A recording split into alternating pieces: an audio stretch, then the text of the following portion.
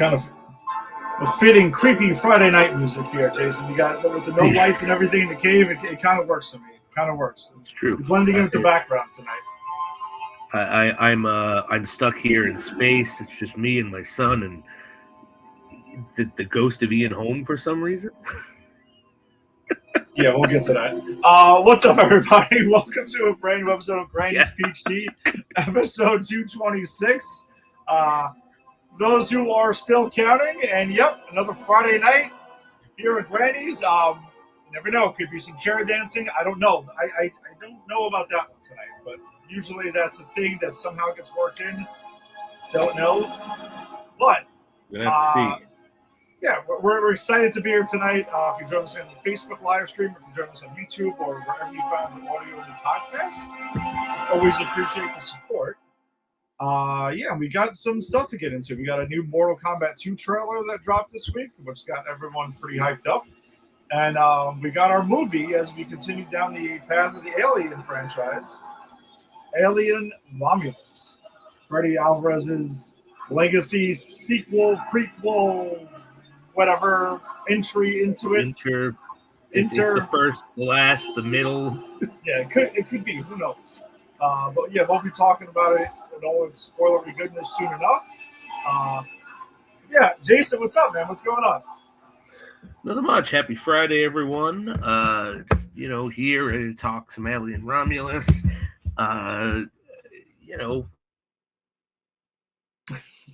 Let's see, what have I been doing? All right. So every now and then I'll talk about my my old school TV addiction that I harbor. I've just recently started watching Three's Company again. Okay. So very, very excited to get into that. What else I've been watching? Oh, I went on a Mel Brooks binge over the week I had off. So I watched Blazing Saddles. Yes. Which that's an amazing movie. I watched High Anxiety, which is one of my favorites. I think High Anxiety is an ignored classic of his. And then I watched the one Mel Brooks movie I had never seen before, Silent Movie. Oh, that's a good one. That one's pretty damn funny, man. Yeah, I got a lot of laughs out of that one. My favorite gag about that was when Mel Brooks at the end, he's getting drunk and he goes into the liquor store. He comes out with the huge bottle. And then the next scene, it's him going into this alley with all these homeless men, and one of them looks up, and it must have been like a homage to like Joan of Arc, the old famous silent film, and the guy just looks and he goes, "It truly is king of the winos," but it's just it was really funny. Oh, yeah. I mean, my Mel Brooks stuff has usually been like History of the World Part 1. Yeah. Yeah, I think some of the more maybe commercial ones, Spaceballs, obviously, Robin Hood, Men in Tights, and Blazing Saddles. Yeah, those are like Spaceballs is definitely on my favorites. As is History of the World Part 1. Men in Tights I have to rewatch. I have nostalgia for it, but I don't know if it's good. Yeah, I would be curious to rewatch that, but I mean, I feel like I caught part of it not that long ago, and I still remember laughing pretty hard at it. So, okay, because I have a friend who at work who I'm watching with, and he had said like he watched Spaceballs and Men in Tights, and he had actually said, I didn't like Spaceballs. Men in Tights was where it was at. Okay, it's funny how this comes into play though, because I did text you about something earlier that I have to bring up as a public service before we really get started, because it's nuts. But so I quickly though, I don't want to waste too much time on it, but I went to the movie theater earlier and I attempted to see Scream 7. And yeah, that didn't work out too well because the crowd had some morons behind us who literally were just having an opening conversation, talking to the screen, like checking all the boxes of the things like you just shouldn't be doing at the theater. You got some other person with their phone on. You got a group of children in the back row. Actual children, Jason. We're talking like can't be older than 10. That's that. What are we doing here? I don't know. It was like the perfect tornado of fuckery to ruin a fucking movie. I lasted about 20 minutes into it, and I don't blame you for walking out. I left. And you want to know something though? Like, part of this quick little PSA is I can do that because I have Regal Unlimited. Okay, it cost me 50 cents to book a movie. All right, did I waste my soda redeemed points? Sure, but it'll be okay. Angie stayed. She toughed through it because she already knew where my mind was at. She knows I'm gonna really make sure I pick a super obscure time to go see this movie on a super obscure day. Mm-hmm.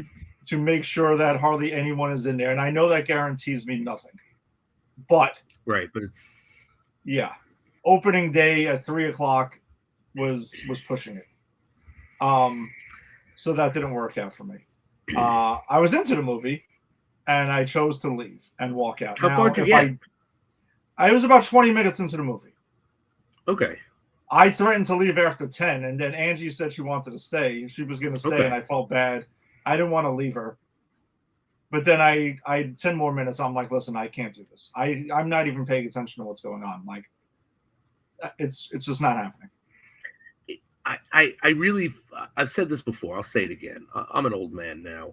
The pandemic ruined people in public spaces, especially in movie theaters. Yeah, and it's one of the things that's killing movie theaters, to be honest with you. It's not the quality of the movies. Like, that's a lazy, super incredibly lazy argument. It's not because there's no new movies, because that's completely untrue. Like, there are so many new movies that come out every year and are released literally every week. And just a lot of people don't go to see them because if you're going to spend your hard-earned money on it, they kind of want something safe. And they go with something they're familiar with. We all do it. Right. It's just what it is. And I get it. You subconsciously do it. Now, again, if you have one of these unlimited things, I can afford to lose 50 cents and come back another day, and try it again. And the thing is, I walked out on my second viewing of Superman during the summer and did the same thing. Now, think about the people who paid full price and had to sit through that bullshit. I probably would have just went and asked for my money back. Yeah, I don't blame you at all, honestly. On the way out, my friend Joe, who was with me also, he also chose to leave. He was trying to speak to the manager about it and try to at least bring it to their attention that there's a ton of children that are way underage for an rated R movie. And that's what he was going to go say. And then this dude who he was talking to looked like he couldn't give a shit less. So I was like, dude, just don't waste your time. Just move on. That's it. We lost 50 cents each. That's that. But the point is, listen, dude, go see the fucking movie. Whatever you want to do during the trailers, have at it. It is what it is. But once the friggin' movie starts, just shut the fuck up and just watch the movie. Let your brain, use your eyes and ears and your brain and let it absorb what you're watching. Go for the ride. And then that's it. Just go with it, man.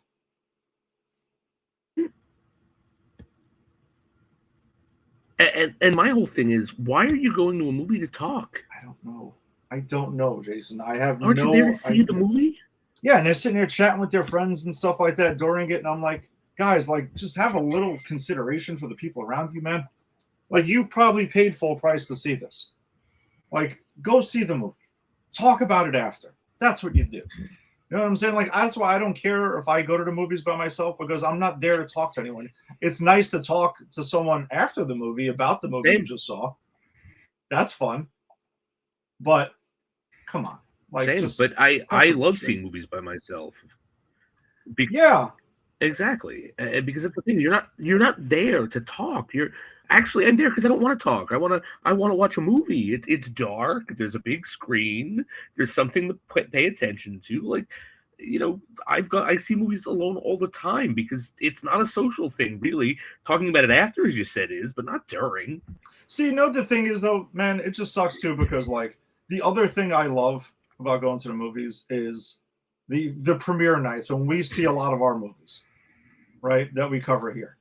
I like the thrill of going and being like some of the first people to see it on a preview night, usually the Thursday night before it officially comes out. And you get a packed house. Everyone's cool. Everyone's super excited to be there.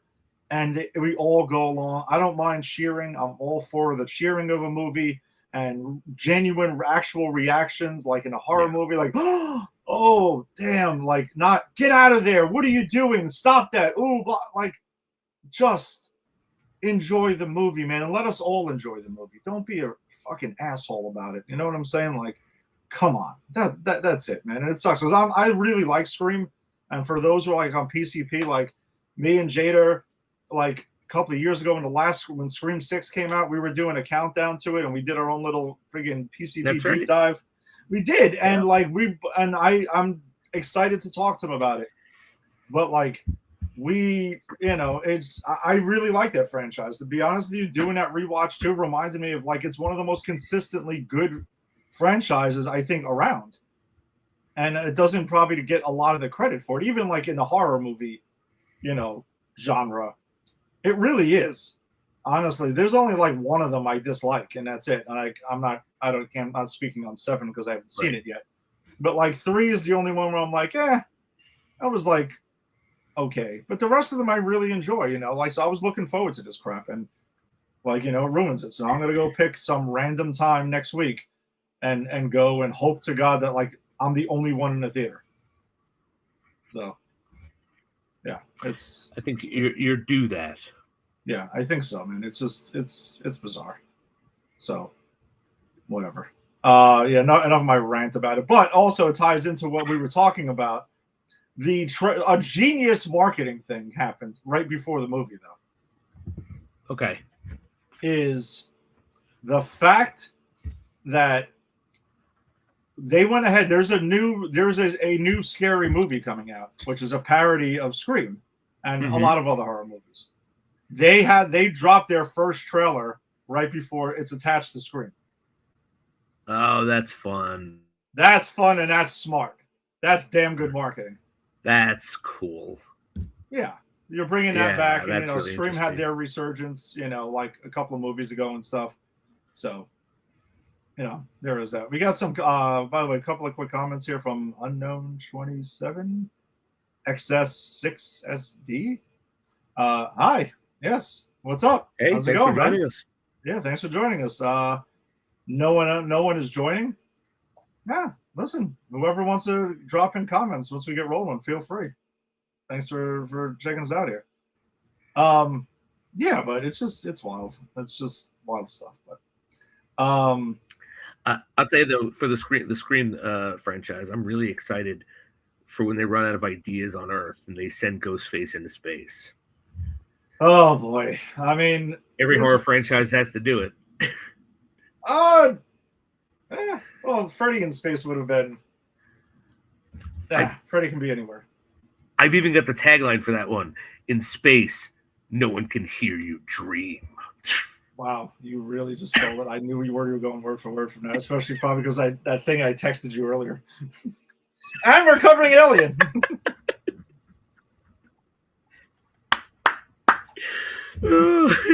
Oh man. Yeah, so whatever. I mean, by the way, and that Scary Movie franchise, by the way, it's funny because like I remember I saw the first one in the theater when it came out, like opening weekend, and I thought it was like hilarious. And then I started to get on video back then. Yes, video. And I couldn't stand it. Yourselves. And I couldn't stand it. I thought it was dumb as fuck. I remember seeing half of that movie at a party in college, and I was sitting there and I was just like, I walked out. I'm like, I'm gonna watch this. This is awful. I'll see you guys tomorrow. It was so weird. Like again, I guess it's funny because like when we do our rewatches, it's like, you go ahead and you you just have different experiences sometimes when you rewatch films, and it was like this just isn't funny, and I'm like, it just reminded me like the parody genre is so delicate between genius and completely stupid. You have to straddle that line. Yes. Yes, which is funny because that's what Mel Brooks is able to do, because he really understands what he's making fun of. But yeah, but I've seen some parody movies, and Naked Gun too. Naked Gun knows the assignment, so Airplane knows the assignments, right? But Yeah. I think the thing with those is they're parodying specific things, and some of these, like Scary Movie is one of those parody movies where it's like they're just like taking stuff from whatever movie is out, like, and I think some of the worst of them are like the ones that are just like it's Pinhead and 300 and just any movie that happened to have been in the theater that year, and that's kind of what Scary Movies like. No, so you know what it is though? It's funny because like the Wayans brothers started the Scary Movie franchise, and they went 2 movies in, and then J.J. and Abrams showed up and everything. The guys behind Airplane and Naked Gun, they showed up to take over the franchise, and they did like, what was it, like 3, 4, and 5. And I remember seeing one of them because I'm like, I'm gonna give this a shot because they're doing it now. And it didn't get that much better. It was just like, okay, I don't know. It was just kind of weird. And yeah, they did that. But then also the Wayans brothers, though, they know parody stuff because, like, dude, I loved In Living Color. Like back in the day, it was it was a great show. It was a great sketch comedy show, and they did like "I'm Gonna Get You, Sucker," which I thought was also great. That's a brilliant parody of blaxploitation. That is an underrated movie. Yeah, it is. And then it was also like, yeah, there was that, and they also did was it "Don't Be a Menace in South Central While Drinking Your Juice in the Hood." Another hilarious parody movie that's a good one. Again, so they know what they're doing. It's just, I don't know, like, it's just tricky. It just shows you, even like the ones who know what they're doing, it's hard to keep that going. It really can go like movie to movie.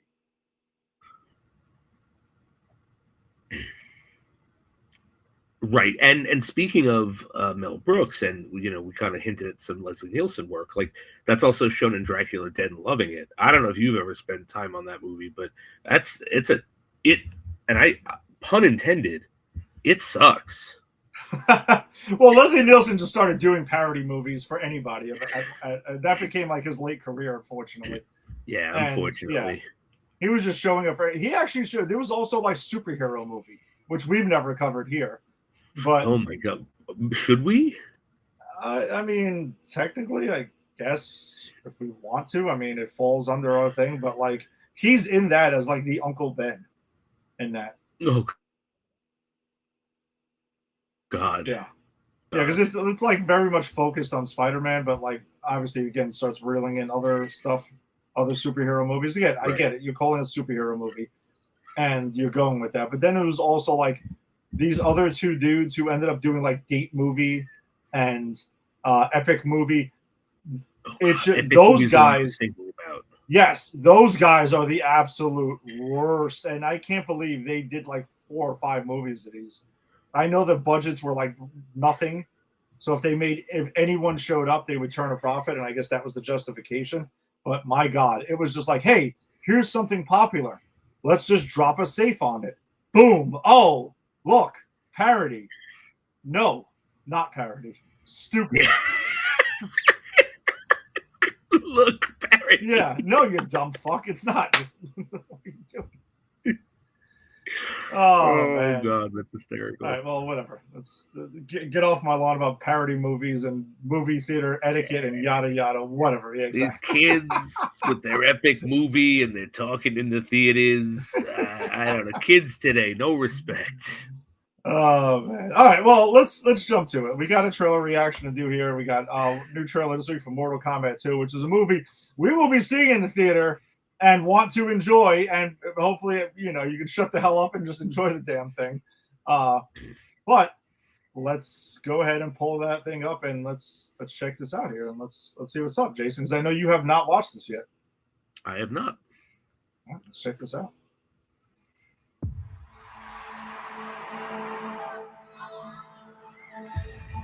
You want to know what makes a hero? It's not destiny. It's not something you're born with. It's searching for greatness. Johnny Cage, you have been chosen for Mortal Kombat. Then realizing you've had it in you this entire time. Whoa! I really don't feel comfortable hitting a girl. Don't worry. You won't. Yo, send me back. I want to go back. The rules of the tournament are simple. Our fates would not be settled by the size of our armies. They would be decided by combat. I'm not some great warrior. I'm not some champion. This is a war for the fate of your world. Finish him! Me.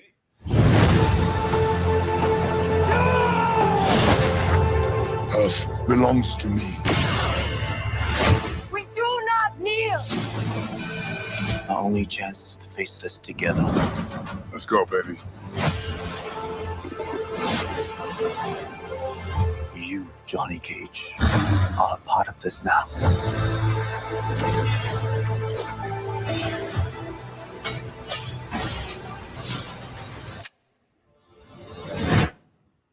It's showtime. Get over here!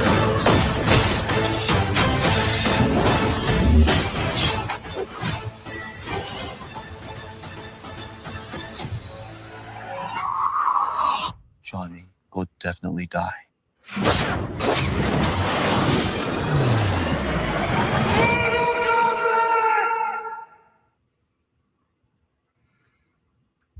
All right. I mean, come on. Come on. Right? Right? Look, I don't care that Carl Urban's too old to play Johnny Cage. Don't care. I'm here for it. Love it. This looks like it's gonna be a blast.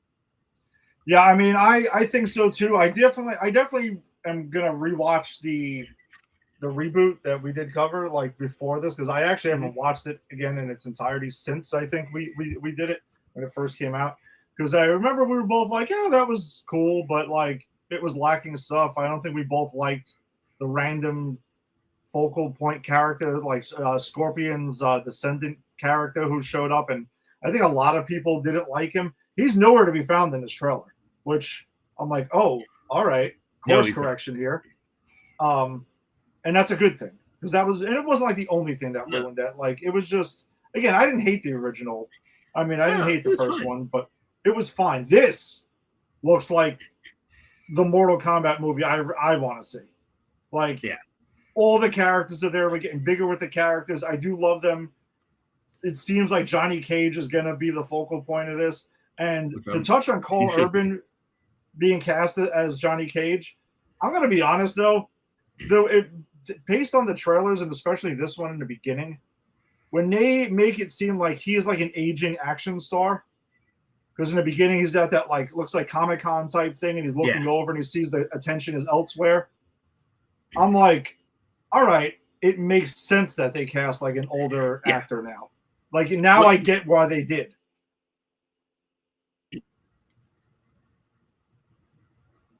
Yeah, I agree. It's they're justifying it. They're saying, you know what, we're going to make a different character choice, but we're going to let you know we know what we're doing, and I think that's fine. Yeah, it's a slight twist on it, because I mean, I always took like for Mortal Kombat, like Johnny Cage was essentially like Jean-Claude Van Damme in a way. Like I thought that was always who probably the inspiration was for it, right? Like the action star that like not everyone buys that he really knows martial arts and stuff like that. And then in the Mortal Kombat tournament proves that he has to like prove himself.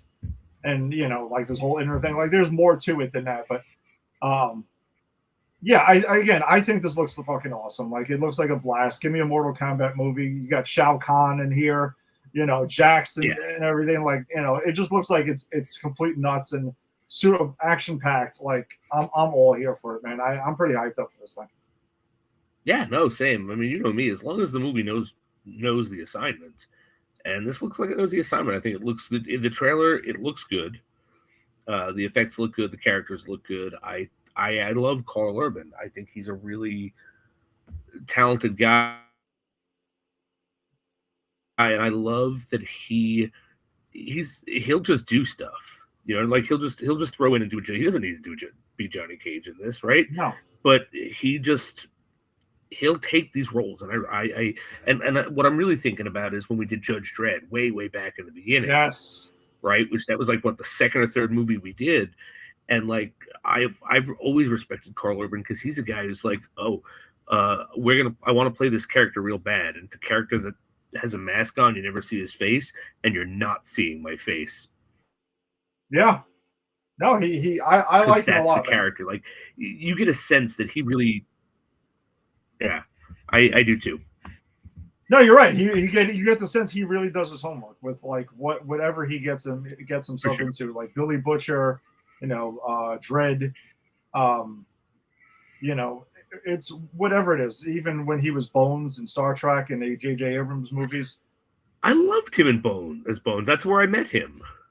Yeah, that may or may not have been where I did too. Plus, also, which is funny that this popped up on one of my feeds. He was in that terrible Doom movie with The Rock way back when. Oh, really? And your reaction tells me you probably haven't seen it. Oh, no, I haven't. Oh, we're going to have to add that to the list because that movie was something. It was something, all right. It was definitely something. I'm scared now.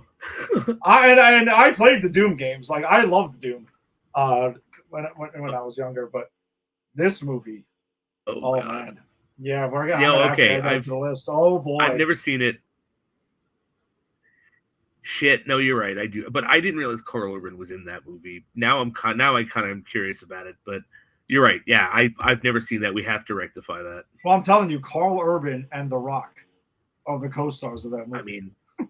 I mean, that alone should be entertaining enough for me. And I remember The Rock like almost apologizing about that movie, like almost opening weekend. Oh boy, I think I've heard a podcast about it. Like I've heard, like they made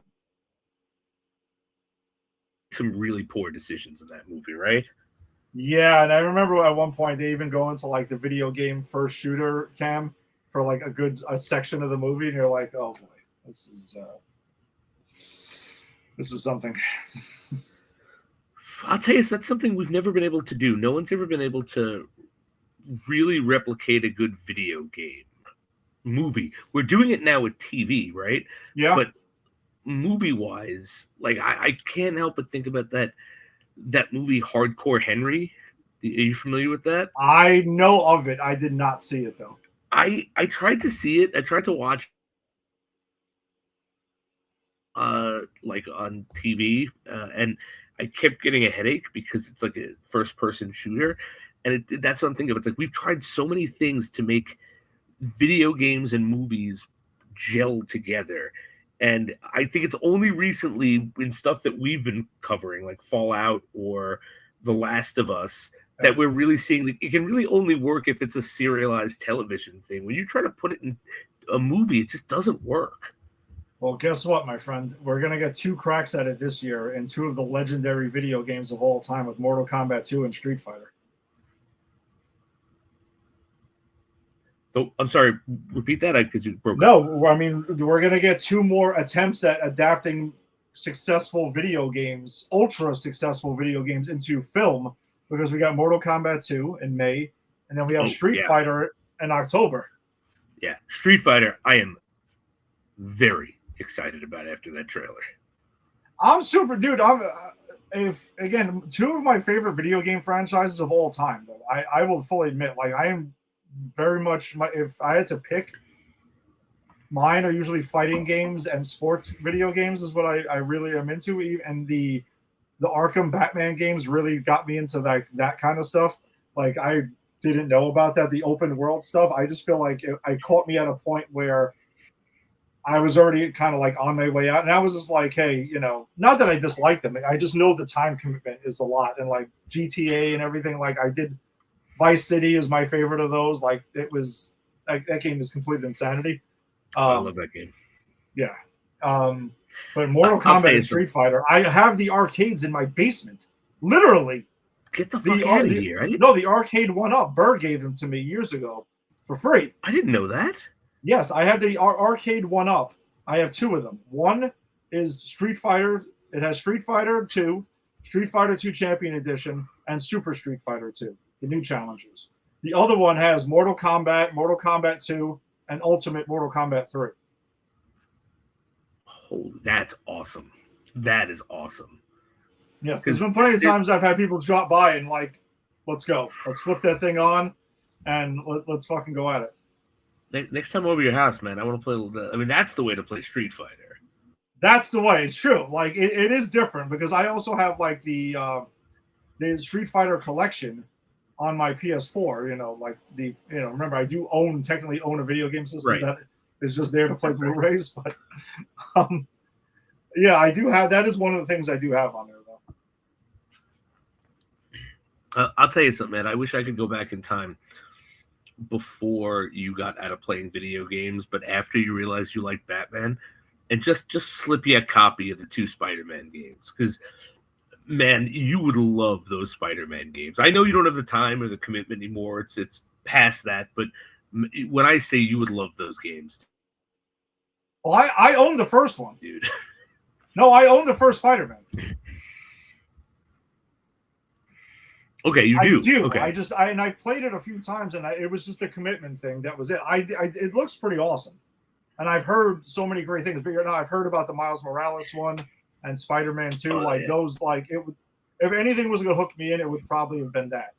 That would have been it. I'm not saying there isn't a day I'm going to go back and not try to dive into that game and play it out. It's going to happen.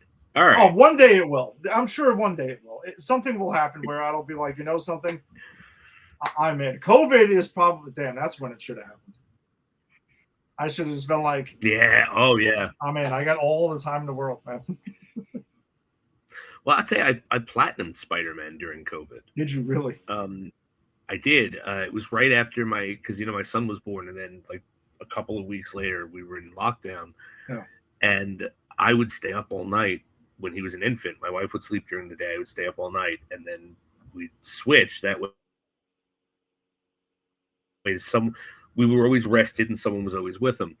And the way I killed time in the middle of the night was by playing video games, and so I just played Spider-Man like so much while my son was like sleeping that I wound up doing everything I planned. Did you get all the Riddler trophies in Arkham? No. And it's not that I haven't found them all. It's not that I haven't figured out how to get them. There are a handful of them that if I spent hours getting the moves down, yes, I could get it. I don't want to spend hours doing that. Fair enough. I can respect that though. Yeah, there's some other stuff. I was getting lured back in recently because there was some trailers released because I noticed there's like the 2D scrollers are kind of like there's a company that makes 2D scrolling games based on old franchises. Yeah, and there's a Masters of the Universe one coming out. I play Streets of Rage with my son. They like remade Streets of Rage. They made Streets of Rage 4. Oh, it's updated graphics, same style, and you can unlock like all the legacy characters. So you can unlock the characters from the first one, and then they're still pixelated and everything. It's actually a lot of fun. Yeah, see, those are like faster. Like I feel like the time commitment isn't as much. There's a Marvel collection thing coming out, which I think I may have sent you the trailer for, on the YouTube trailer for. It's got the X-Men arcade game, Captain America and the Avengers. Oh yes. Spider-Man and Yes. X-Men Arcade's Revenge. Yeah. Great There game. was Spider-Man Venom Maximum Carnage. There was like my Spider-Man mortal Venom. enemy. There's Spider-Man Venom Separation Anxiety, which I don't actually remember that one at all. I've never played that one. They're all in one collected bundle that's coming out.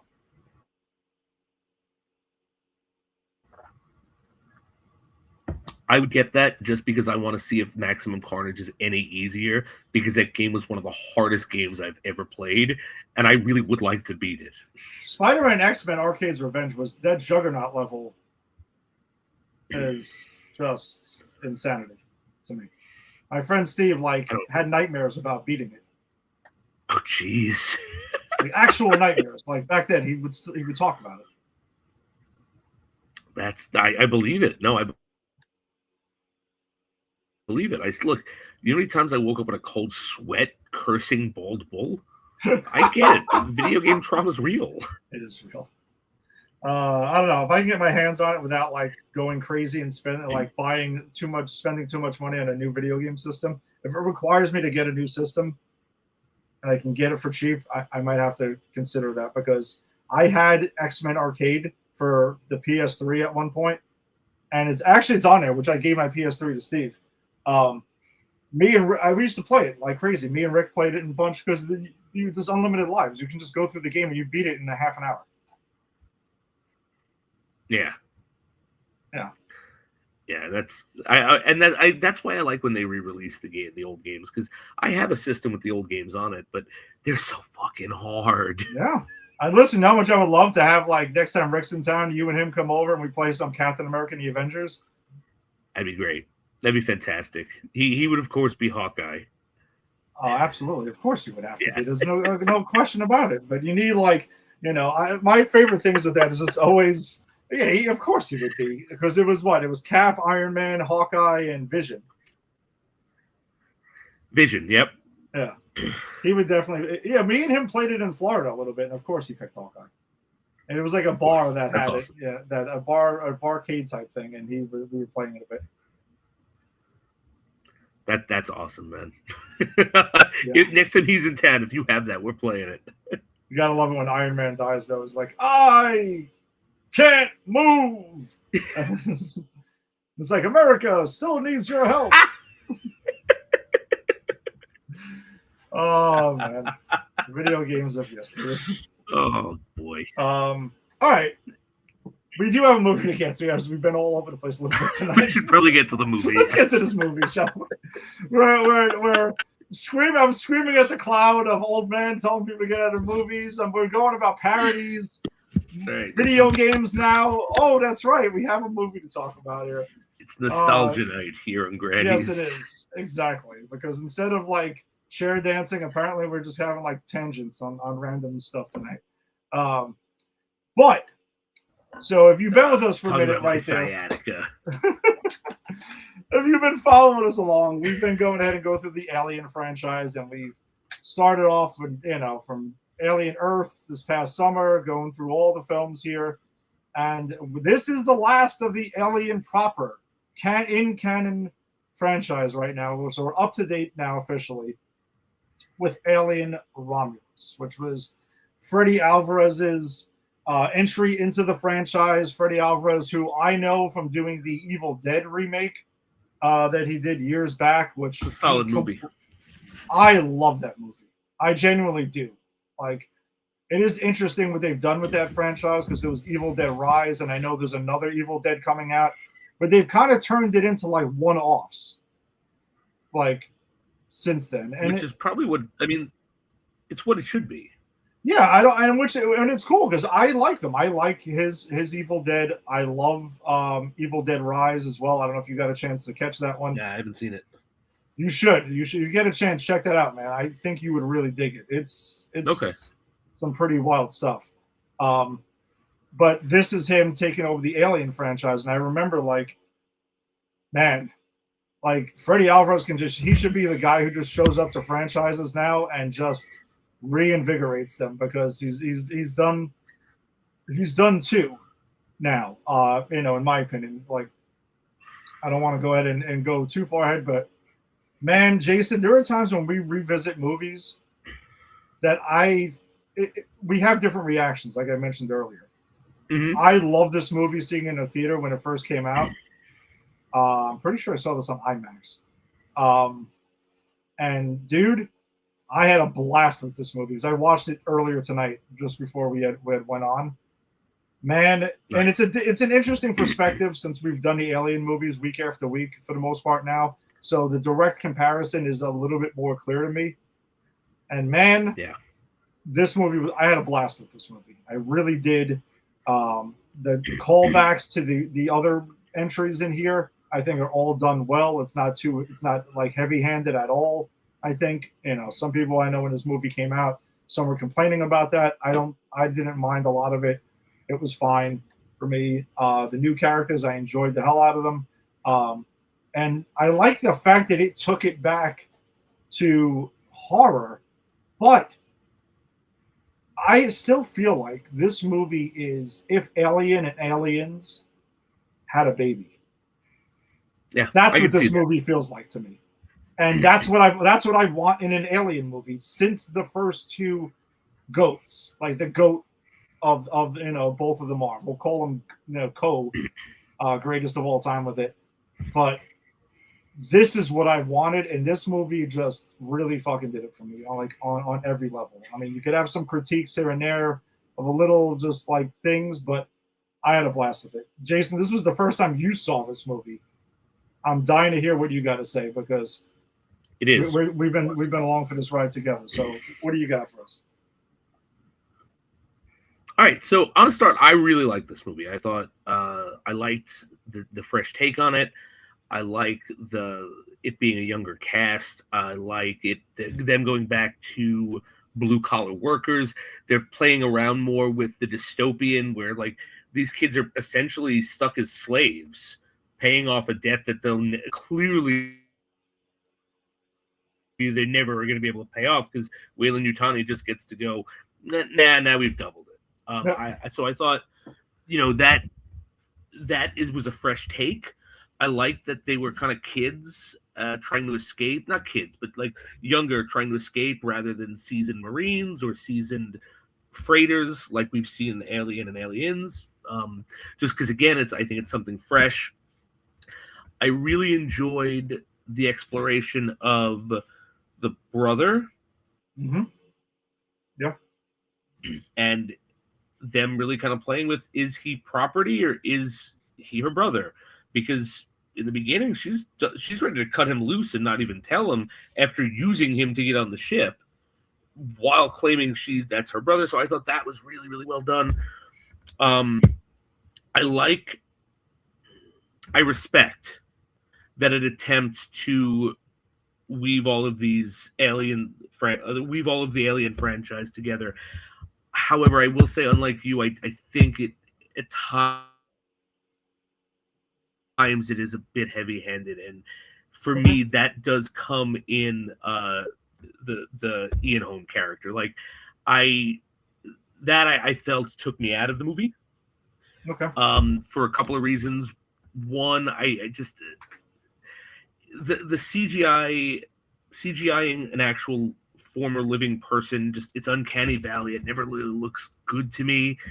I think it worked well enough visually because he's a robot, but I don't. Outside of a nod to the franchise, I didn't see what it being Ian Holm added to it. Like, it could have been any robot, synth. So that kind of took me out of it. But having said that was really my only issue. Okay. You were good with the other callbacks? If that's what we wanted. I think everything else works really well. Yeah, I mean, the other callbacks, to be honest, there were two callbacks. They both had to do with Ian Holm that I didn't like. It was him, and then it was when he gives the line, I'm not going to lie to you about your chances. I wish you good luck or something, which is the exact thing he says in the first one. That for me, and maybe it's because we just watched that movie a month ago at this point, but that for me was like, all right, now you're slapping me in the face with it. But I did enjoy when it ended with was the Rain character being like, giving the Ripley rundown that we're used to getting. I think because that was a nice subtle, like, that's a motif. That's not like, it's like, all right, now I'm Ripley and I'm giving a Ripley monologue. That was just a nice nod. So I think when it's subtle in it, and it does subtly sort of nod to Prometheus as well, and Covenant. When it's subtle, I think it really works well. It's just those two things that I thought was really heavy-handed, but unnecessarily so, and I think that's why it's stuck in my craw. All right, so I guess that's the first kind of area. Let's cover the nods back to the previous films in the franchise, because there are quite a few of them in this. But I didn't. Again, I don't disagree with you at all with the Ian Holm. His character in this is Rook. Yeah, he's not Nash or anything like that. So I actually, I think it was completely unnecessary. I do fully agree with you that the CGI of it is fine because, again, he is, he is a synth.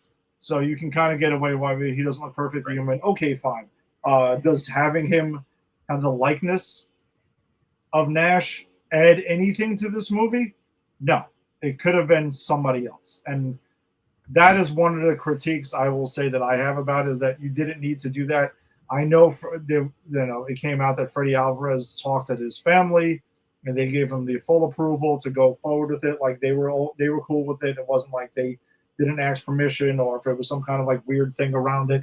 Yeah, it's fine. But I do think it was just a little bit unnecessary. Now, if you would have tied it back in and said, oh, yeah, this is some sort of recreation of Nash, or there was some sort of connection there.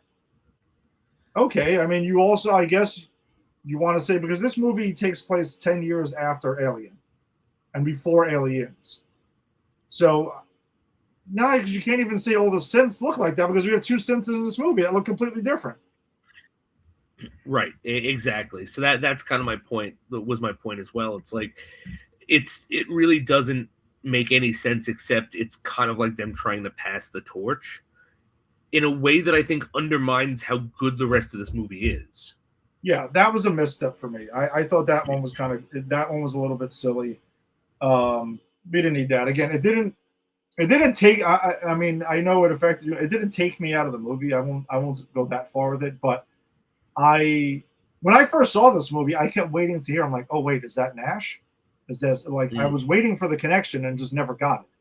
And I'm like, right. Oh, okay, I was kind of like, I just shrugged it off, like, all right, whatever. I mean, it's a bit unnecessary, but whatever. And I guess, to be clear, I think his presence didn't take me out of the movie.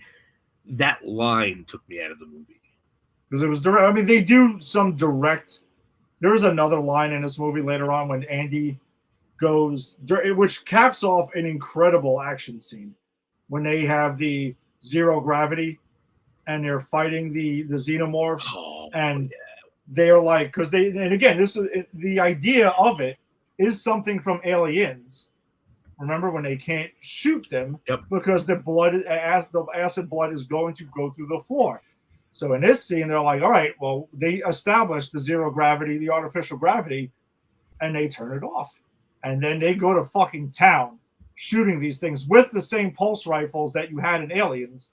And they acknowledge this is the same, standard weapon that the colonial Marines use. And it is sick. And you see the blood like hovering and going, and then they got to weave through it and shit. Like, it was insane. It was so entertaining. And matter of fact, I did in the theater. I think that this was in 3D. That scene. Oh my god! I wish I would have seen that. Yeah, it was 3D. I saw this in IMAX 3D.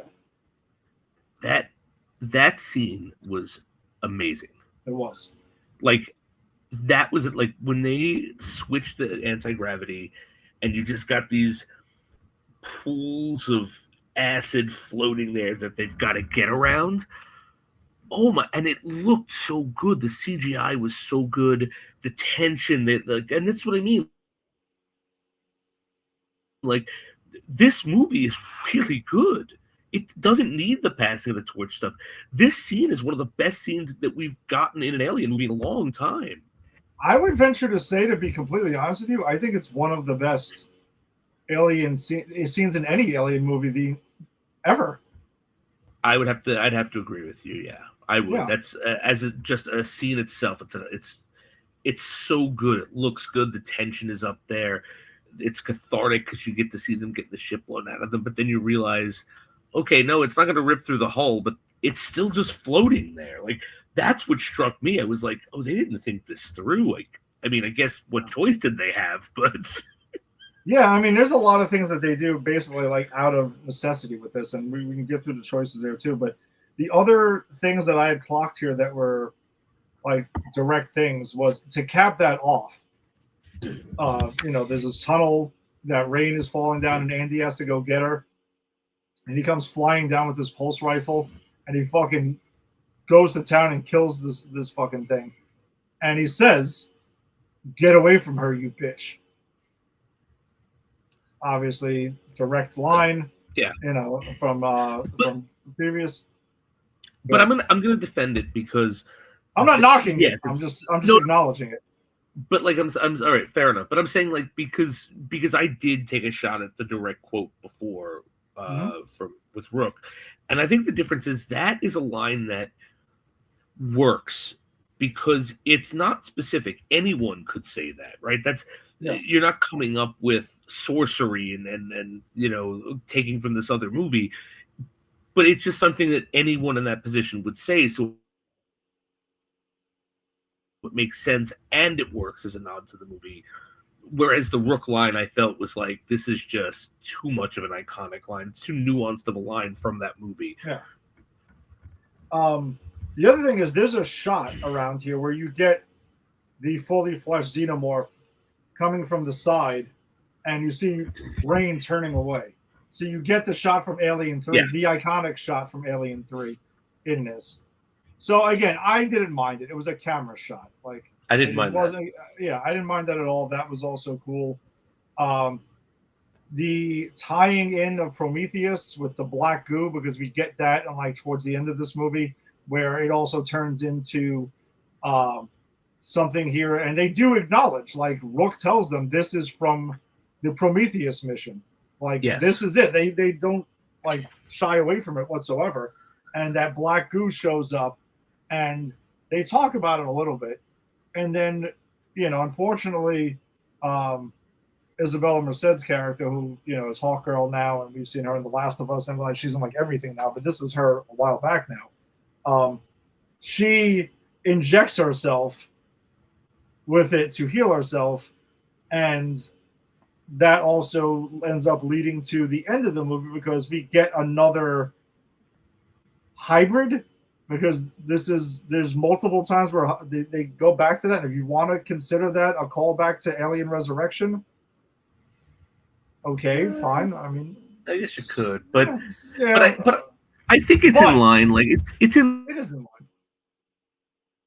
line with what we saw in Alien 3. Like, they kind of take on characteristics of the creatures that they birth from, and so hybridizing them, that just is kind of part and parcel, I think, with the lore.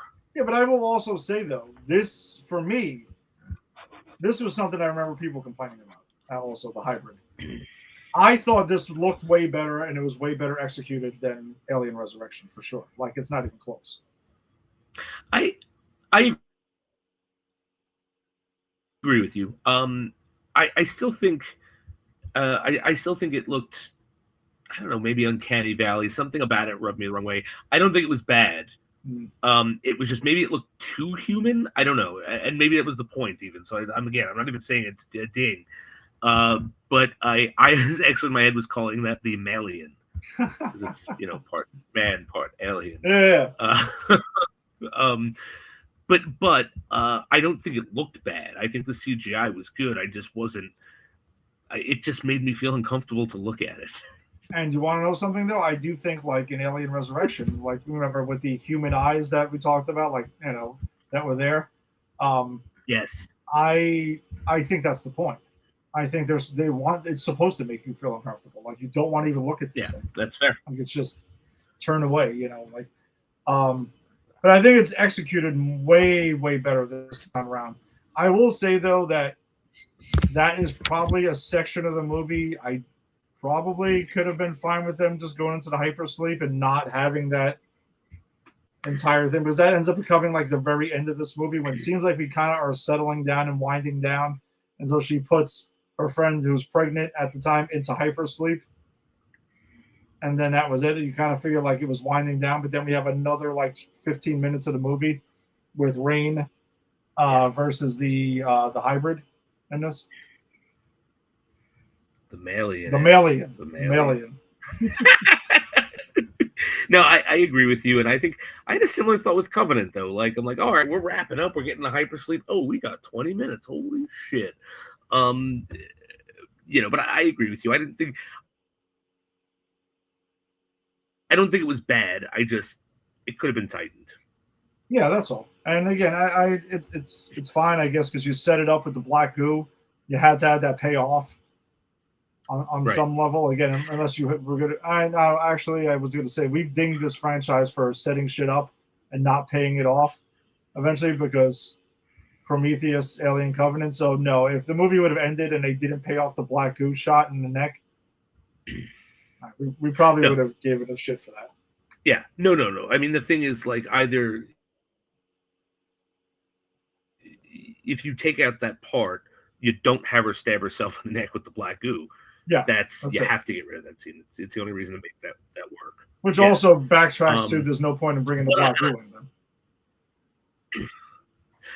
There really isn't. I think it was just, again, I think he was tasked with trying to tie this franchise together, and this franchise is kind of like two different franchises.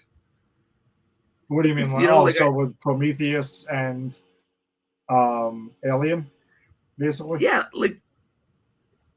Yeah, because Prometheus is like we're not an alien movie, we're an engineer movie, and then Covenant's like just JK, we're an alien movie with engineers, and so I think this was tasked with like, okay, we need to keep the source material. Clearly, we've got nothing, but we don't want to just get rid of this.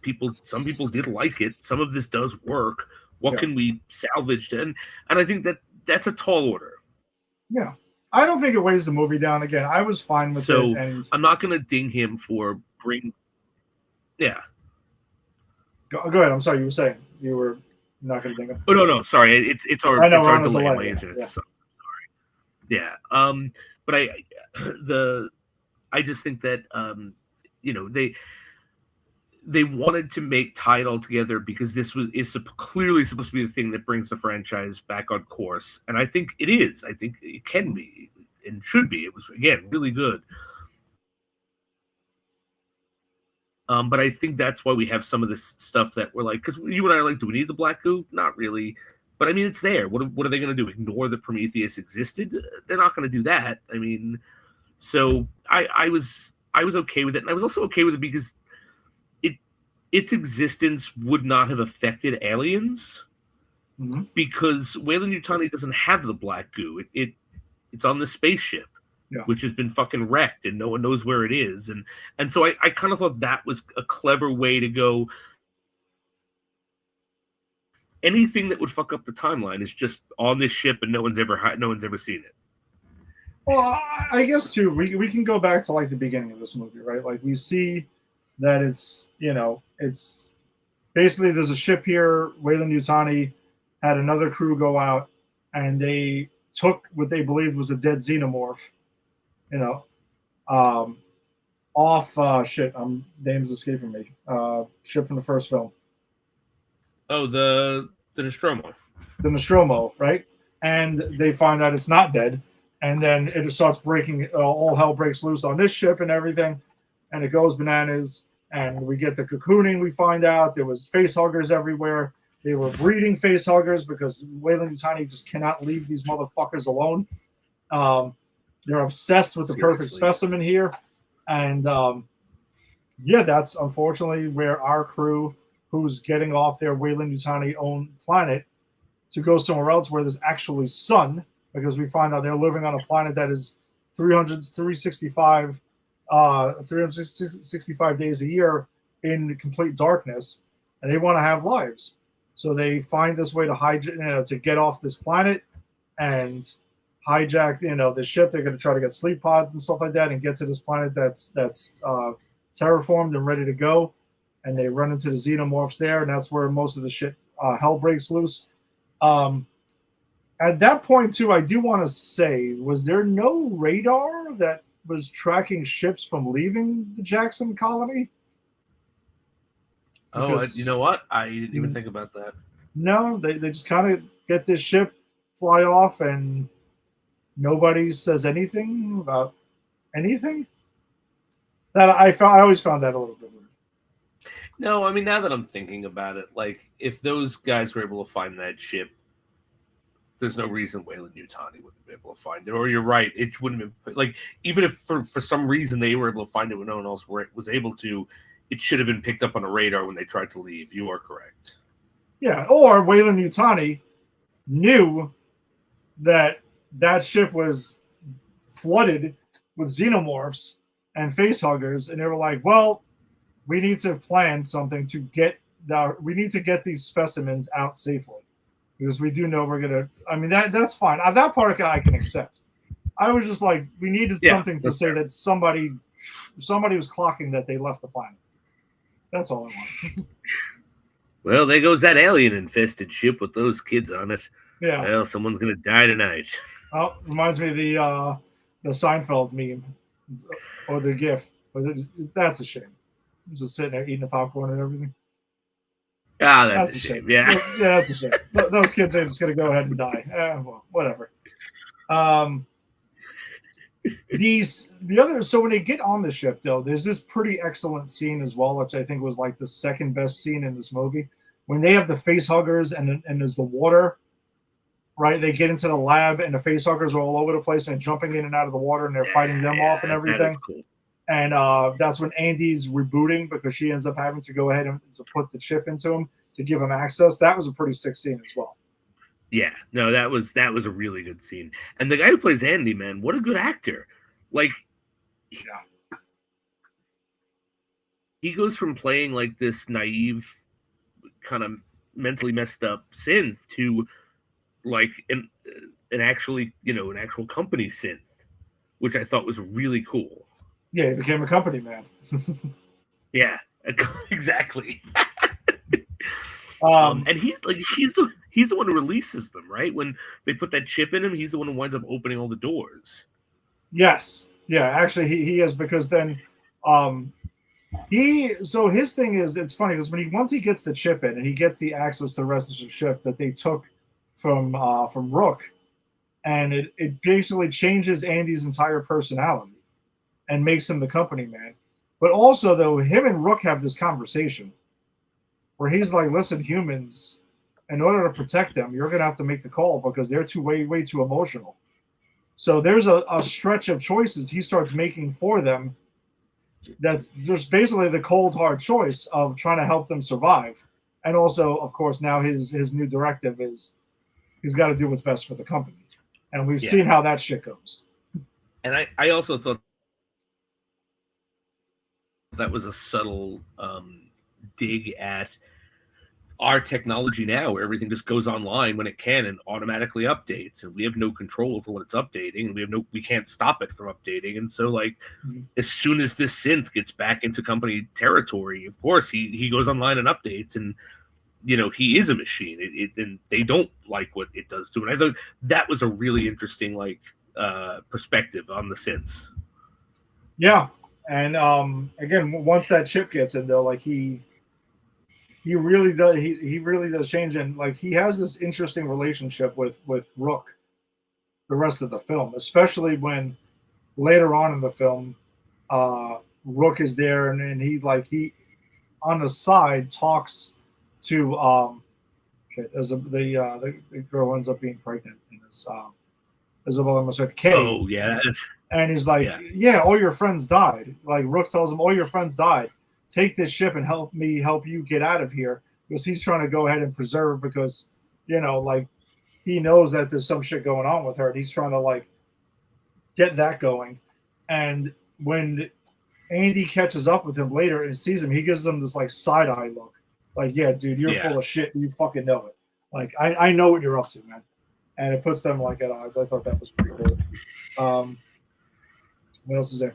There's that X-ray device that they introduced in this film, that handheld X-ray thing, and that character who gets the thing, the xenomorph bursts out of her chest, and she's the first one. When she does that, you see the xenomorph under her rib cage and everything like that, about to burst out. That was awesome, incredible visual there. I agree, and I think something this movie does right that I don't think any Alien movie since Aliens has done is they take the existing technology and go, how can we let's not invent shit. Mm-hmm. Let's take what we kind of know about this and use the technology to really explore it, right? They're not inventing engineers, they're not inventing maniacal synths to engineer creatures, they're not inventing hybrids. What they're doing is going, okay, we now have the technology to show what it would look like if an alien was swarming around in your body. Let's do that. And it's so effective. It really is. I thought, and I completely forgot how much of an awesome visual that was right before it rips out of her chest and kills her. And this movie is visually awesome. Like it does something that I think the first Alien movie does, where it looks grand on a like scummy level, if that makes sense. You know, it's like it's gritty and it's dark, but it looks good. It's supposed to be gritty and dark, but the stuff that's supposed to look good is also going to look good. Yeah, it kind of takes it back to formula in a way. You know what I mean? But it takes it back to formula, but also does new things with it, which is why I think this movie works so well. I agree. And even like as we were saying with the the X-ray thing, right? It's like, yeah, we're going back to the formula. We're putting a xenomorph in someone, but we're gonna explore and show you how it looks. What's even creepier about having a xenomorph in you is what it does to you in the inside, and it's subtle. Like it's not reinventing the wheel. It's not, as I said, it's not creating engineers. It's getting back to basics and really exploring what made the first two scary. Yeah, and it's just amazing how much it got right. It gets right versus how many attempts we've seen in between it getting right again. Alien 3, Alien Resurrection, Prometheus, Alien Covenant. Like there were 4 times they dropped the ball consecutively before many years later a new director comes in, fresh eyes, because he wrote and directed this movie, Fede Alvarez. Okay. So, he poured everything into this, and he, again, he knew the assignment going in. Yeah, and I think it's a bit different. Like it's unfair to put Alien 3 in the same category as this, just because Alien 3, like this is the studio going, we need to revitalize. Alien 3 was a studio going, we know what's best. We're going to keep our franchise going. Forget the stupid creatives. We know what to do. And that never works out well. That was like the end of the Alien kind of what was the Alien proper franchise, right? Mm-hmm. And I don't think Alien Resurrection was ever supposed to be a franchise ever. I think that was just supposed to be like Jason in space. They were like, hey, let's get some people together, pay some money. It'll be fun. It'll be stupid. We're in the future. None of it matters. Yeah, I mean, that's definitely what the final product was, for sure. No, right, but I don't think it was meant to be much else. Like, I really don't think that movie was supposed to reinvent the franchise in the way that this is, and I think successfully, and in the way Prometheus was meant to unsuccessfully. Yeah, I can see that. Also, whatever we talked about with Prometheus is Prometheus just again just seems like that movie has so much on its mind and does not know how to execute it. And it's just crazy to me because it's Ridley Scott. The dude who started this whole thing, like, returns and has no idea what he wants to do with it. Yeah, I mean, it's very sad, but it's also, this is Ridley Scott returning to something 20, 30 years later. He's not the same Ridley Scott who made Alien. And that's not a ding on him. That's just you change. I'm not the same person I was 20 years ago either. Neither are you. None of us are. No, I get it, but I think that's why I thought there was I had confidence when I knew Ridley Scott was returning. Ridley Scott is a producer on this film, but I think more just not creatively. Yeah, not really. Maybe some consulting here and there, but that's probably And to be clear, it was with you. I had a lot of confidence when Ridley Scott returned as well, and it's only now through this exploration that I'm able to go, you know what, this is what happens. It's really no one's fault. Ridley Scott, I don't think, wanted to make an Alien movie, and well, he had to. So whatever, it's okay. But I just think it's important to kind of point out, even someone who has started a franchise might not be the best person to tap for it, and I think clearly if we had to choose who was going to take this franchise forward, we've all chosen Alvarez already. No, Freddy Alvarez is by far. I mean, Noah Hawley with Alien Earth. I mean, he can make a case for it. But hey, Freddy Alvarez, Alien on film. Yeah. Noah Hawley, have at it with Alien on TV, and then you got the best of both worlds. Then. And they're operating in two totally different parts of the timeline. Yes, so they don't actually ever have to connect. And look, if they want to let Hawley do a movie, I'd be okay with that. I'd see what he can do. I mean, look, we talked about that episode of Alien Earth that he directed. That was that he joked this is the closest I'll get to an Alien movie. That would have been an awesome movie. Absolutely.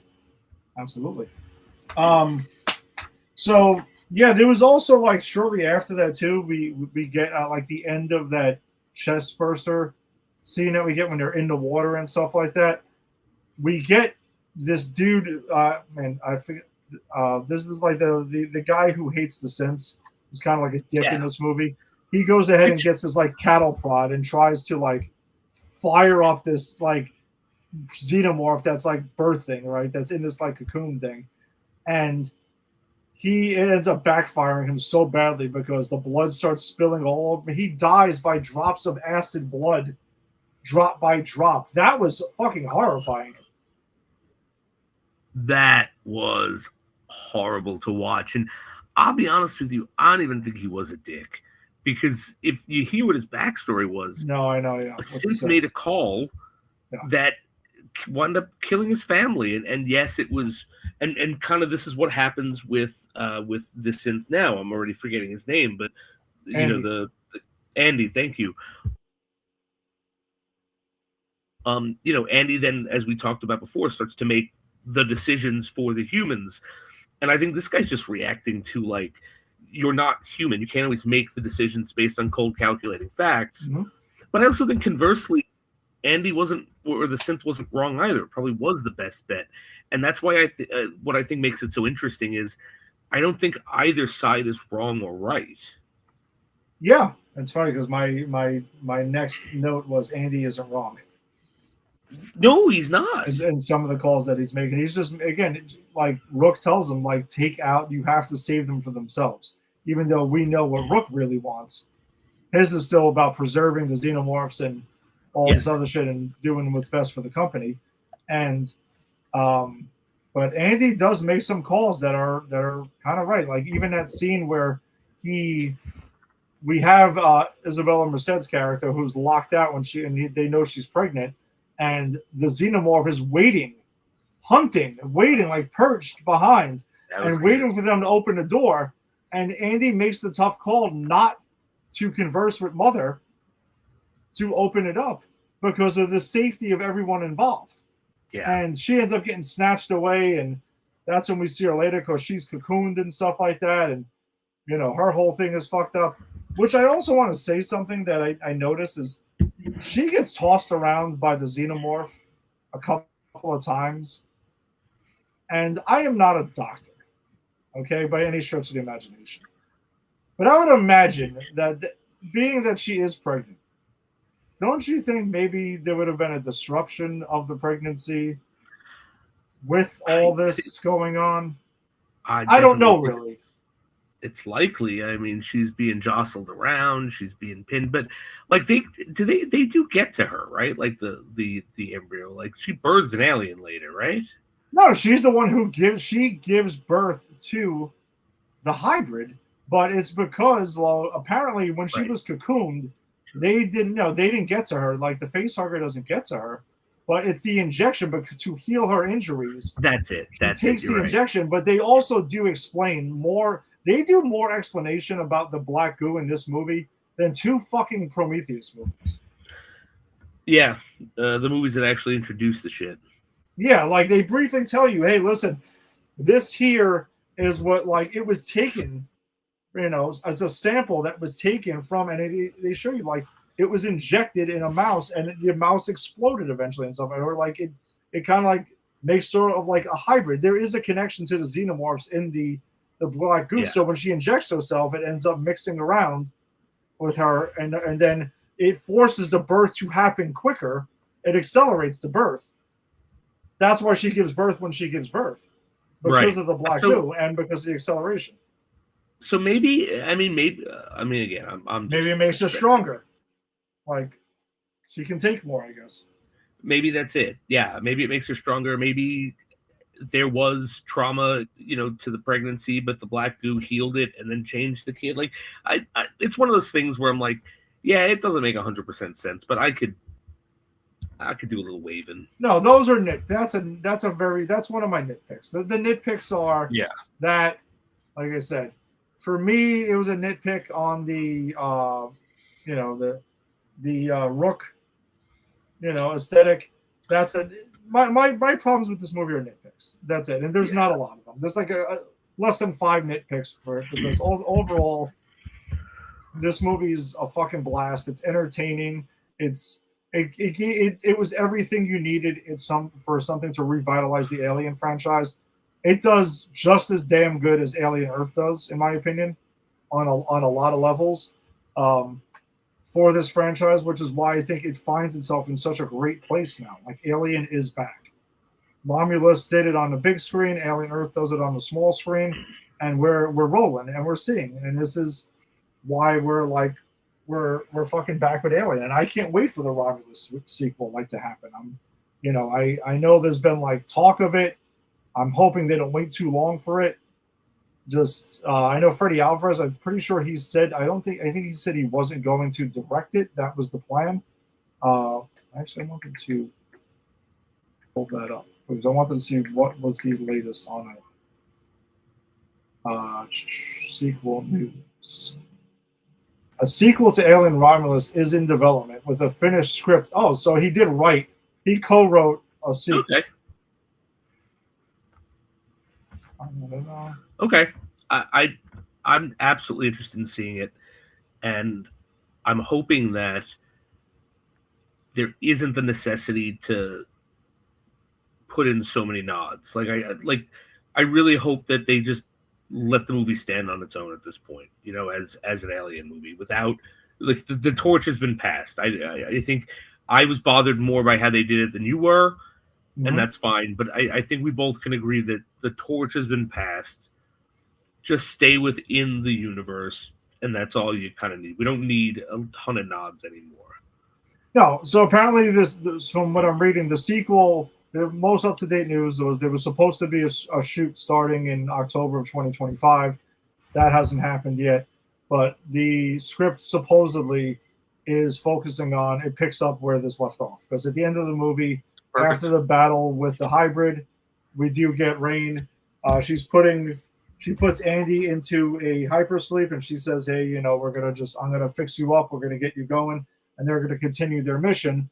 And she even says in her, because she's doing like, kind of reminded like Captain's log that has to go in there because they have to like log things, is, you know, wherever they're going to continue their mission, wherever they head, and that's it. And again, you're not tied to aliens at all because this is just a different part of the universe. Plus, there is time between when aliens happens and this happens anyway.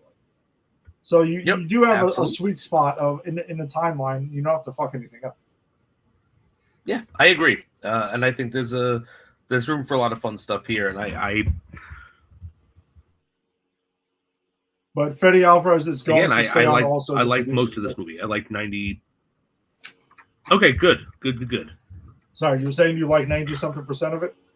No, I like about 95% of this movie. I think the only thing I really didn't like was the Rook thing because it was unnecessary, and also I want to make clear that I also just don't like. I didn't like it when they did with Peter Cushing and Rogue One, even as much as I like Rogue One.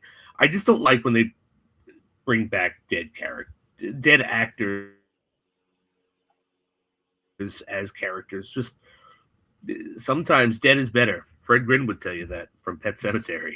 Oh wow, yes, that's true. That's a good callback. I like that one. All right, so then I guess anything on the actual film you want to touch up before we do our rankings and wrap up? Nah, it's awesome. See it if you haven't. Absolutely, it's on Hulu if you're looking for it on streaming. I ended up luckily purchasing this for $5 on the digital version, so nice. It was on sale recently, so I knocked that one out. I mean, this is easy. I mean, it's Aliens for me, Alien, then Alien Romulus. I think that's clearly the third on the rankings. It's way ahead of, for me, ahead of Covenant, ahead of Prometheus, Resurrection, Alien 3. Like, it's not even in the same ballpark as any of those. Like, I'm not going to say that it's not quite Aliens or Alien, but man, it's just a notch below that. And it's not a knock in any way. It's just that you came into a franchise, you're an awesome movie, highly entertaining, edge of your seat stuff. It's just, you know, you have the two goats ahead of you. That's all. And there's nothing wrong with that. There's nothing wrong with that at all. You're the 7th film in a franchise. So for you to leapfrog more than half of it, by far, by leaps and bounds, I mean, to me, that's a huge success. Yeah. I agree with that. This is clearly going to be the third for me. Alien, Aliens, Alien Romulus. This is what I'll say about this movie. This is the only movie outside of Alien and Aliens that, if it wasn't in the Alien franchise, I'd still be interested. Absolutely. Right? Because it's just a good movie. It's not a good Alien movie. It's just, if this wasn't in the Alien franchise, it was just a movie about fucking space hobos getting killed off by creatures they found in a derelict ship, I'd still be in. Absolutely, I would too. So, and I think that says a lot because, you know, I thought Covenant would be my fourth. I had said that, right? Mm-hmm. If it wasn't an Alien movie, would I care? Not really. Alien Resurrection I had after that. I mean, that of course I wouldn't care. That's like saying, would you care about Jason and X without ever seeing a Friday the 13th movie? It's like, no, of course I wouldn't. Alien 3, no one gave a shit about, even if it was an Alien movie, and Prometheus didn't know what the hell it was. So, you know, and I still wasn't interested. So the fact that this movie just stands on its own as a movie is something I think only the first two did. So, of course, for me, it has to be the third. Now, you brought it up last week, though, and I will always stand by. I think it's a difficult comparison to compare a film and a TV series. But if you're comparing Romulus and Alien Earth, that's a tough one for me. That is. So I think I would say I enjoyed Alien Earth a bit more. Okay. But that is not a knock at Romulus. I think Alien Earth had 8-10 episodes to develop a story and develop lore. You know, I mean, that's what a TV show is able to do. You can develop lore without it being like exposition dumps that take you out of things. And I like the lore of this franchise, so I think that is why I was kind of like, oh, okay, this is cool. And then again, that one episode that Noah Hawley directed was Chef's Kiss. Yeah. But that takes nothing away from this. I just think it's like that's more focused on lore and character. This is more focused on starting us up, but also giving us something different, giving us new characters. Like, they're trying to do two different things, and I think they both work very well at what they're trying to do. I just personally resonate more with what Alien Earth was doing. Yeah. Also, we got the eye monster also in the Alien Earth. I mean, look, once the Eye Monster movie comes out, that's the first one for me. That beats all other Alien movies. It's the Eye Monster movie. I fucking love that thing. Oh yeah, that was the scene stealer. And there's the thing too, like, again, in Alien Earth, we didn't get like tons and tons of xenomorph. Like, it was here and there, but like it was, you know, it was peppered in. Put it this way. Right, and I think that's what, that's not something you could do in a movie like this. Like, No. if you went to see Alien Romulus and the xenomorph was kind of only in the background, you got all these other cool alien things, you'd be like, yeah, cool alien things, but this wasn't an alien movie. No. You can get away with that in a show because it doesn't feel like you're spending too much time away from the alien, because you have 8 to 10 episodes to develop what you're doing. Yeah. All right. So I think that pretty much wraps it up for us then this week. Thanks for joining us as always. If you joined us on the Facebook live stream, be sure to check out Granny's PhD's Facebook group, where we share a bunch of stories and trailers and whatnot that don't make the show. So check us out there. Check out Pop Culture Pros and popculturepros.com, because that's who we are presented by. And wherever you found your audio on the podcast, subscribe to Pop Culture Pros, and YouTube, subscribe to Pop Culture Pros too. We will be back not next week. I'm going to take a mini hiatus here. So we'll be back in, it is 2 weeks with, we're not done with Alien quite yet. We will have the non-canon Alien films, starting with Alien versus Predator. And Oh boy. that will be something. I'm sure it will be. I haven't seen either one of those in their entirety in a very long time. Oh god, it was a long time ago for me too. I saw them once. I was a one and done. I think I own them on Blu-ray, because I will just buy anything if it's cheap enough. Yeah, likewise. But I have only watched them once, and that's it. So we'll see how this goes. I've seen AVP a couple of times. Aliens versus Predator Requiem. That I definitely saw in the theater and never watched ever again. I've caught it on TV and watched like 2 to 5 minutes of it, and I'm like, I can't take it. I'm out. This is exciting. And then I think after we finish AVP Requiem, we need to make a determination which is the better or stronger franchise. Now, we've seen them all now, very recently. And I think that's a conversation worth having when we're done with this run. Yeah, because as we've said right now, like we've got we're 7 films in. 3 are good, like legitimately good, not like Covenant where we're like, hey, I've seen worse.